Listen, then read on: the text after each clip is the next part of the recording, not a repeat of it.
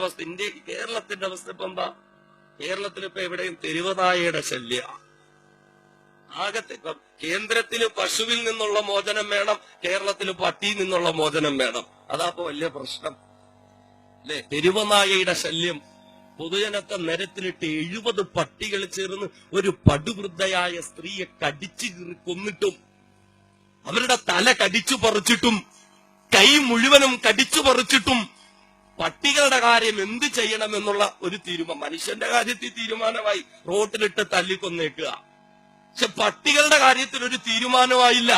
നമ്മൾ ചിന്തിക്കണേ. നമ്മൾ ഇവിടെയൊക്കെ പ്രവാചകൻ നൽകിയ ഒരു സന്ദേശമുണ്ട്. ഇതൊക്കെ നമ്മൾ എങ്ങനെ തന്നെ ചർച്ച ചെയ്യണം. നമ്മളത് അങ്ങനെ തന്നെ ചർച്ച ചെയ്യണം. ഈ ഒരു അവസ്ഥയിൽ ഹബീബായ മുത്തു പഠിപ്പിച്ചെന്താ? നമ്മുടെ നാട്ടിൽ നടപ്പിൽ വരുത്തണോ വേണ്ടോ എന്നുള്ള ചർച്ച പിന്നാകാം. ഇവിടെ പ്രവാചകർ പഠിപ്പിച്ചതെന്താ? അള്ളാഹുവിന്റെ ഹബീബ് വ്യക്തമായി പഠിപ്പിച്ചിട്ടുണ്ട്.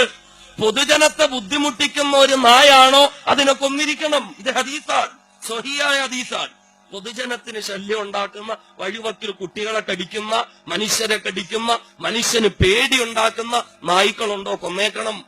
റസൂലുള്ളാന്റെ മദീനയിൽ ഇതിന്റെ ഹദീസുകളൊക്കെ ഇങ്ങനെ നോക്കിയപ്പോഴാ റസൂലുള്ളാന്റെ മദീനയിലും ഈ പട്ടിയെ സ്നേഹിക്കുന്ന ഒരു പെണ്ണുണ്ടായിരുന്നു അത്രേ. അപ്പൊ പെണ്ണുങ്ങൾക്കാണ് പട്ടികളോട് ഭയങ്കര സ്നേഹം. റസൂലുള്ളാന്റെ മദീനത്ത് ഇങ്ങനെ ഒരു പെണ്ണുണ്ടായിരുന്നു, പട്ടിയെ ഭയങ്കര ഇഷ്ടമാ. അവിടെയും അള്ളാഹുവിന്റെ ഹബീബ് ഓർഡർ കൊടുത്തു, അവക്ക് പട്ടിയെ സ്നേഹമുണ്ടോ ഇല്ലെന്ന് നമുക്കറിയണ്ട, മനുഷ്യർക്ക് ബുദ്ധിമുട്ടാണോ തീർത്തേക്കണം. അതേസമയം ഹബീബായ റസൂല് പറഞ്ഞു, വീടുകൾക്ക് കാവൽ നിൽക്കുന്ന, കൃഷിയിടങ്ങൾക്ക് കാവൽ നിൽക്കുന്ന, മനുഷ്യന് ഉപകരിക്കുന്ന നായ്ക്കൾ അതിനൊന്നും ചെയ്യണ്ട, അതിനൊന്നും ചെയ്യണ്ട. അത് ജീവിച്ചോട്ടെ, മനുഷ്യന് പ്രയോജനം ചെയ്യും, കാവൽ നിൽക്കും, കൃഷിയിടങ്ങൾക്ക് കാവൽ നിൽക്കും, സമ്പത്തിന്, അതിനൊന്നും ചെയ്യണ്ട. അതേസമയം പൊതുജനത്തെ ബുദ്ധിമുട്ടിക്കുന്ന നായ്ക്കൾ. റസൂലുള്ള മദീനയുടെ ഓരോ മുക്കിലും മൂലയിലും ഓരോ ഗ്യാങ്ങുകളെ വിട്ടിരുന്നു സഹാബാക്കളെ.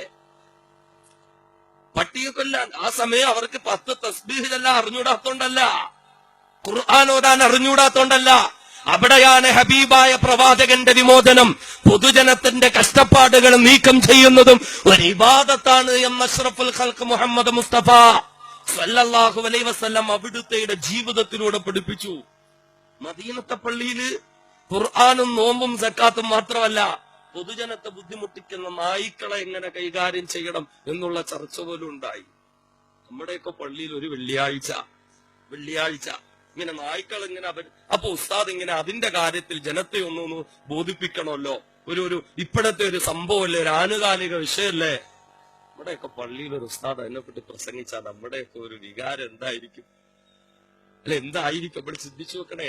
മദീനത്തെ പള്ളിയിലെ ഇമാമ് റസൂലുള്ളാഹി തങ്ങൾ അവിടെ ഇരുന്ന് ചർച്ച ചെയ്യാ, ഈ തെരുവ് നായ്ക്കളെ എന്ത് ചെയ്യണം. അതാണ് ഞാൻ പറഞ്ഞത്, പ്രവാചകന്റെ വിമോചനം അറിയേണ്ട രീതിയിൽ അറിയാനും കൈകാര്യം ചെയ്യേണ്ട പോലെ കൈകാര്യം ചെയ്യാനും നമുക്കറിയില്ല. നമ്മളതിന് തയ്യാറാകുന്ന നമ്മൾ ചിന്തിച്ചു നോക്കെ.